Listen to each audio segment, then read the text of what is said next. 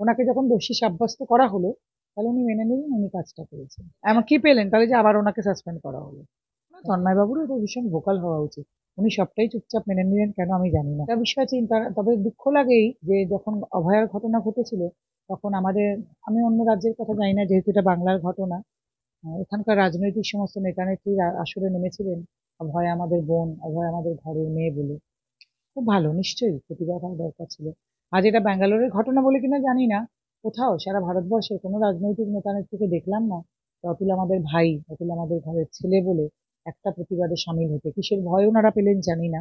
যদি আপনারা রাস্তা ঘরের মেয়ের জন্য কথায় কথায় রাস্তায় নামেন, তাহলে ঘরের ছেলের জন্য যদি কোনোদিন না নামতে পারেন, কে বলতে পারে কালকে আপনার ঘরের ছেলে আর ঘরের ভাইয়ের এই একই সিচুয়েশন হবে না। সেদিন কিন্তু আপনাদের জন্য কেউ রাস্তায় নামবেন না, এটা মাথায় রাখবেন। এবং যেখানে বরানগর পুলিশ স্টেশন থেকেও বলা হয়েছে ওনাকে সম্ভবত, আমার যতদূর মনে পড়ছে এটা, তো ওনাকে আর ডাকা হবে না। তাহলে ওনাদের এখন কাজ হয় ওনার পার্টি যে কি কি পাওয়া গেছে এক্স্যাক্টলি, যার ভিত্তিতে ওনারা আবার সাসপেন্ড করলেন, মানে উনি এই কাজটা করেছেন সেইটা প্রেস কনফারেন্স করে মানুষকে জানানো ওনাদের কর্তব্য। হয়তো একজন পুরুষ মানুষকে একবার সাসপেন্ড করা হচ্ছে, তোলা হচ্ছে, আবার সাসপেন্ড করা হচ্ছে, কেন? আমার কাছে কোনো দল টল ইস্যু নয়। উনি বিজেপি হলেও আমি এরমই বলতাম, কংগ্রেস হলেও তাই বলতাম, তৃণমূল হলেও আমি তাই বলবো। যে দলেরই হন, আমার কাছে পুরুষ মানুষের থেকে বেশি ম্যাটার কিছু করে না। তন্ময় ভট্টাচার্যের ব্যাপারে যিনি সব থেকে বেশি গর্জেছিলেন নন্দিনী ভট্টাচার্য, আমার সঙ্গে রয়েছেন তিনি, কথা বলবো দিদির সাথে। দিদি, আমি বলছি, তন্ময় ভট্টাচার্যকে আবার 6 মাসের জন্য সাসপেন্ড করা হয়েছে, অনেক তো গর্জালেন। বলছি, আবারও সাসপেন্ড করা হলো তন্ময় ভট্টাচার্য। দেখুন ভাই, আমি অনেক পর্যায়নি, আমি একটাই কথা তখনও বলেছিলাম যে ঘটনার সত্যি মিথ্যে জানি না, আমার সাদা মনে কোনো কাদা নেই, কিন্তু কতগুলো প্রশ্নের জবাব দিতে হবে। কেমন? এটা ওনাদের দলের ব্যক্তিগত ব্যাপার, ওনাকে সাসপেন্ড করা হয়েছিল, মাঝে আবার হঠাৎ দেখলাম সাসপেনশন তুলে নেওয়া হলো। কেন নেওয়া হলো ওনারাই ভালো বলতে পারবেন।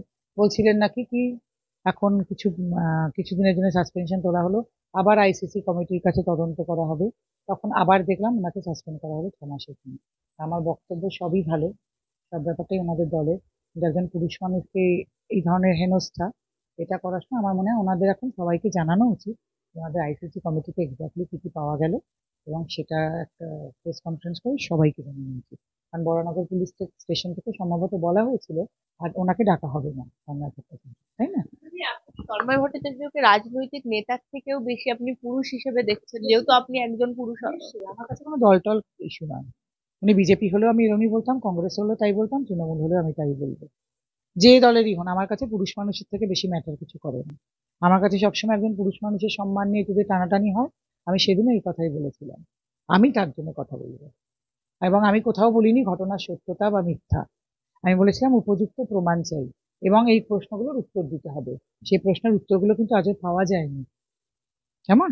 এবং যেখানে বরানগর পুলিশ স্টেশন থেকেও বলা হয়েছে ওনাকে সম্ভবত, আমার যতদূর মনে পড়ছে এটা, তো ওনাকে আর ডাকা হবে না। তাহলে ওনাদের এখন কাজ হয় ওনার পার্টি যে কি কি পাওয়া গেছে এক্স্যাক্টলি, যার ভিত্তিতে ওনারা আবার সাসপেন্ড করলেন, মানে উনি এই কাজটা করেছেন সেইটা প্রেস কনফারেন্স করে মানুষকে জানানো ওনাদের কর্তব্য। হয়তো একজন পুরুষ মানুষকে একবার সাসপেন্ড করা হচ্ছে, তোলা হচ্ছে, আবার সাসপেন্ড করা হচ্ছে, কেন? লোকের কাছে তো এই প্রশ্ন থাকবে। এবং আমার তো মনে হয় তন্ময় বাবুরও এটা ভীষণ ভোকাল হওয়া উচিত। উনি সবটাই চুপচাপ মেনে নিলেন কেন আমি জানি না। এটা ওনার ব্যক্তিগত ব্যাপার, কিন্তু আমরা পুরুষ অধিকার কর্মীরা মনে করি এরম ভাবেই ভাবা উচিত। একদম, আমি বলছি তন্ময় ভট্টাচার্যের সাথে কাল আমরা কথা বলার চেষ্টা করছিলাম, তিনি বলছে দলের আমি একদম অনুগত কর্মী হিসেবে মেনে নিচ্ছি দল। মানে এইভাবেই পুরুষ মানুষ যুগে যুগে এই জিনিস হয়েছে, কিন্তু উনি দলের অনুগত কর্মী হয়ে থাকতে চান, থাকতেই পারেন, কিন্তু আমরা পুরুষ অধিকার কর্মী হিসেবে এই কথাটুকু বলবো। কি এমন পেলেন? এমন কি পেলেন তাহলে যে আবার ওনাকে সাসপেন্ড করা হলো? উনি অনুগত কর্মী, সেটা ওনার ব্যক্তিগত ব্যাপার, আমরা তো এটা বলবো না যে কি এমন আবার পাওয়া গেল যে ওনাকে সাসপেন্ড করা হলো।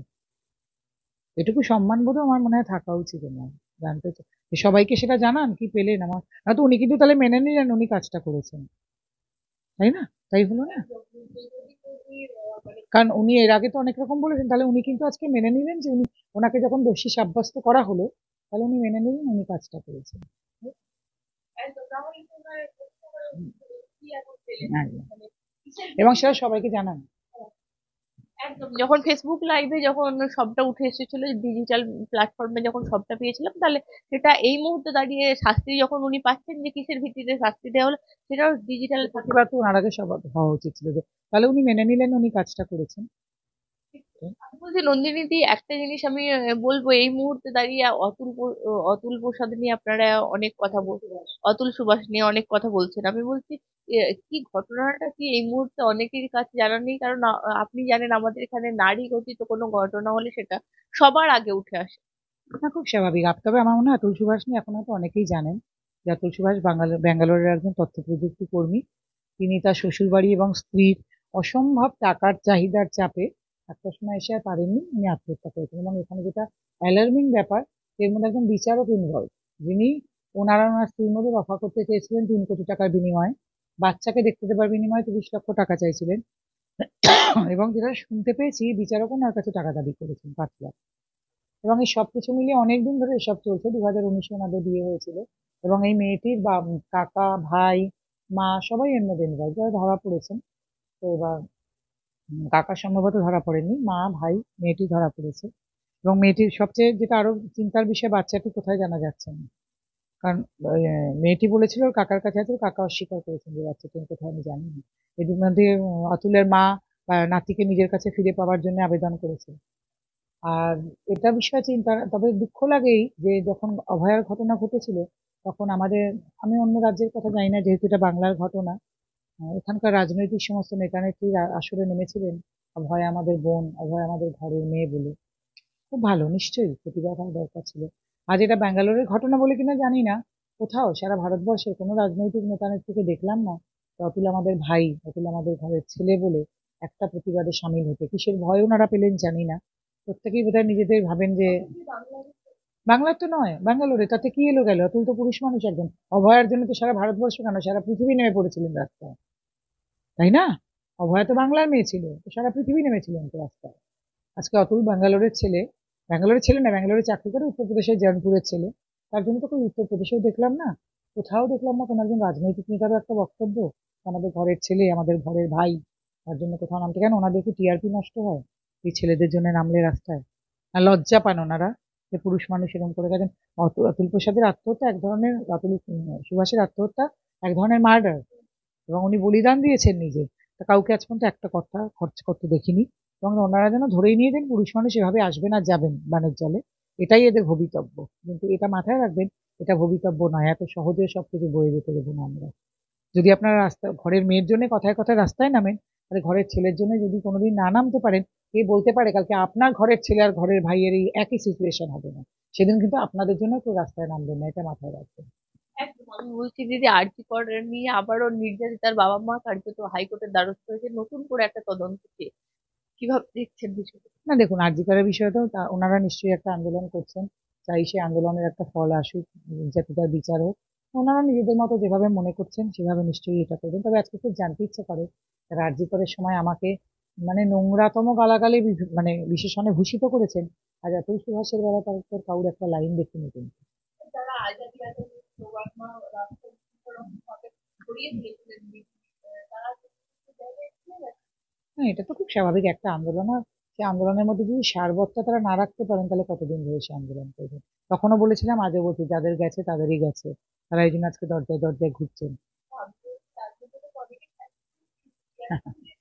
সে এই ব্যাপারে কথা, এই বিষয়ে থাকতে হবে। এই বিষয়ে যত কম কথা বলা যায় ততই মঙ্গল।